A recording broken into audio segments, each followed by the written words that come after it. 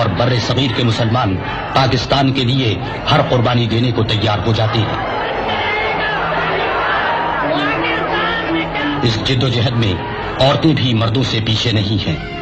خواتین رہنماؤں میں بیگم شاہ نواز، بیگم لیاقت علی خان، بیگم عبداللہ ہارون، بیگم ہدایت اللہ، بیگم شمس النہار محمود، بیگم شائستہ اکرام اللہ آگے آگے ہیں۔ قائد اعظم اس تاریخی جد و جہد کی عظیم ترین علامت بن گئے ہیں، لیکن مسلمانوں کو پاکستان کے حصول میں ابھی بہت سے ہفت خواں طے کرنا ہے۔ ہندو کسی صورت میں بر صغیر کی تقسیم کو گوارا کرنے پر تیار نہیں۔ وہ اپنی اکثریت کے زوم میں ہیں اور پورے بر صغیر کو اپنی اور صرف اپنی میراث سمجھتے ہیں۔ یہ ستمبر 1944 ہے۔ ایک معقولیت پسند کانگریسی رہنما راج گوپالاچاری مسلمانوں کے حق خود اختیاری کی حمایت کر چکے ہیں۔ اسی بنا پر گفتگو شروع ہوتی ہے۔ گاندھی جی متحدہ ہندوستان پر اڑ گئے ہیں اور قائد اعظم پاکستان کے مطالبے پر جمے رہتے ہیں۔ ہندوؤں اور مسلمانوں کے راستے واضح طور پر الگ الگ ہو چکے ہیں۔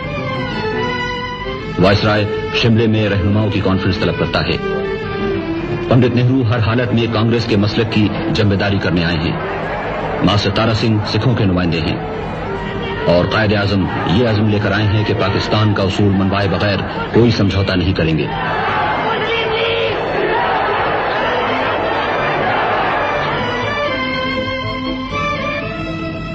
لارڈ ویول اور رہنماؤں کی بات چیت کا کوئی نتیجہ نہیں نکلتا، لیکن برطانوی حکومت بر صغیر کے سیاسی مستقبل کے بارے میں جلد از جلد کوئی حل تلاش کر لینا چاہتی ہے۔ چنانچہ ویول عام انتخابات کا اعلان کرتا ہے اور لیگی رہنما مسلم رائے عامہ کو پاکستان کے لیے ہموار کرنے نکل کھڑے ہوتے ہیں۔ ان میں چودھری خلیق الزماں اور نواب اسماعیل خان، چندری گر اور یوسف ہارون، سردار اورنگزیب، سردار نشتر اور تمام دوسرے لیگی رہنما شامل ہیں۔ کانگریس متحدہ ہندوستان اور لیگ پاکستان کے موقف پر انتخابات میں جان لڑا دیتی ہیں اور مسلم عوام اپنا فیصلہ پاکستان کے حق میں دیتے ہیں۔ مرکزی اسمبلی کی ساری مسلم نشستیں لیگ نے جیت لی ہیں۔ انتخابات نے یہ ثابت کر دیا ہے کہ پاکستان بر صغیر کے مسلمانوں کا متفقہ مطالبہ ہے۔ اب انگریزوں کے خلاف راست اقدام کا وقت آ گیا ہے اور 16 اگست 1946 کو سارے بر صغیر میں مسلمان مظاہرے کرتے ہیں اور انگریزوں کے دیے ہوئے خطابات واپس کر دیے جاتے ہیں۔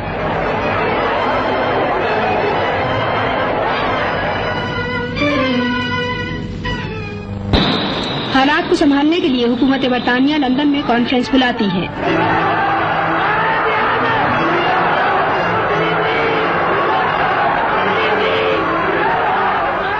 وائسرائے اور لیگی اور کانگریسی رہنما لندن پہنچتے ہیں۔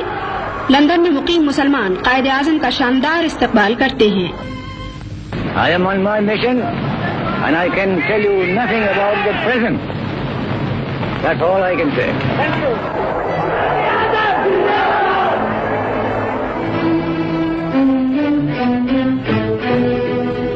قائد اعظم اور لیاقت علی خان برطانوی وزیر اعظم کے قیام گاہ پر پہنچتے ہیں۔ طویل گفت و شنید کے بعد مسٹر ایٹلی اور ان کی حکومت مشن کے منصوبے کو اس مفہوم کو صحیح بتاتے ہیں جو لیگ نے سمجھا ہے۔ I am very happy that I am at this function and already I have had the opportunity of meeting some friends and I might yet find more friends, but you give me no time to do anything else. Congress mister Attlee کا فیصلہ مان لیتی ہے مگر پھر پلٹ جاتی ہے۔ سارے بر صغیر میں حصول پاکستان کی جد و جہد بہت زیادہ زور پکڑ لیتی ہے۔ سن 47 کے آغاز میں پنجاب کی یونینسٹ اور سرحد کی کانگریسی وزارتوں کے خلاف جو عوام کی مرضی کے بغیر ان پر مسلط ہیں، مسلم لیگ سول نافرمانی کی تحریکیں شروع کر دیتی ہے۔ لاہور، پشاور اور دوسرے مقامات پر لوگ سر سے کفن باندھ کر نکل آئے ہیں۔ مسلم لیگ کی یہ عوامی تحریکیں سرحد کی کانگریسی اور پنجاب کی یونینسٹ وزارتوں کو ہلا کر رکھ دیتی ہیں اور ڈرائنگ روم میں بیٹھ کر سیاست چلانے والے یونینسٹوں کی وزارت کو بہت جلد مستعفی ہونا پڑتا ہے۔ اب سکھ بھی تحریک پاکستان کے خلاف میدان میں نکل آئے ہیں۔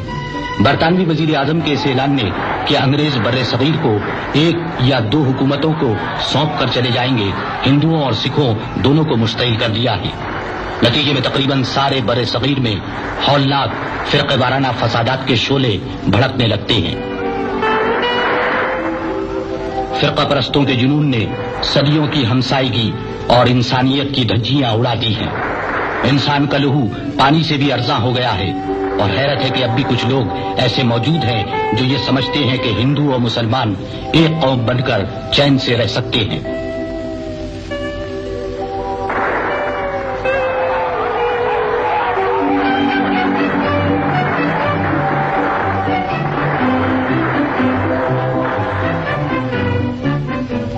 مارچ 1947 میں لارڈ ماؤنٹ بیٹن وائسرائے بن کر آتا ہے۔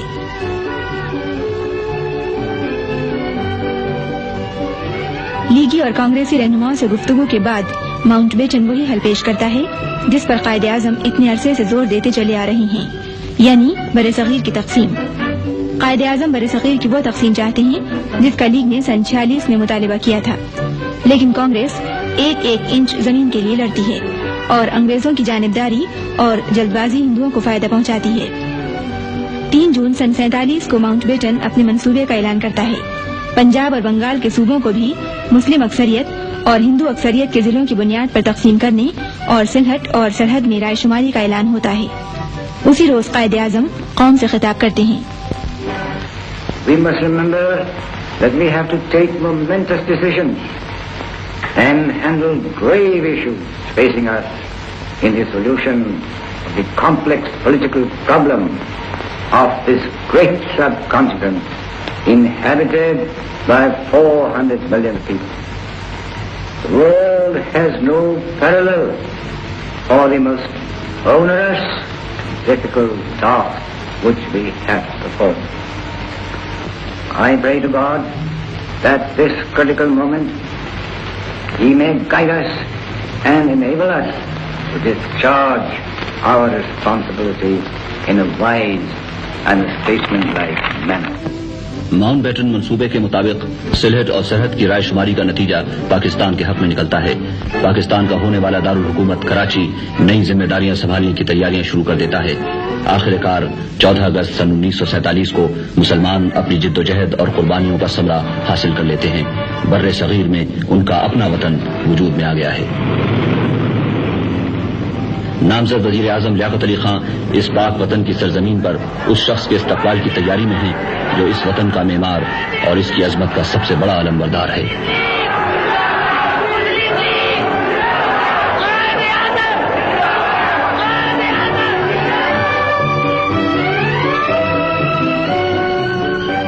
قائد اعظم پاکستان کے سربراہ مملکت کا عہدہ سنبھالتے ہیں۔ لیاقت علی خان وزارت عظمیٰ کا حلف اٹھاتے ہیں اور ان کے بعد دوسرے وزراء کی باری ہے۔ The life and the property and the religious belief should be fully protected by the state at any cost. My guiding principle will be justice, fair play, and complete impartiality in the discharge of my duty. And I'm sure, with your support and cooperation, I'm looking forward to making Pakistan as one of the greatest nations of the world.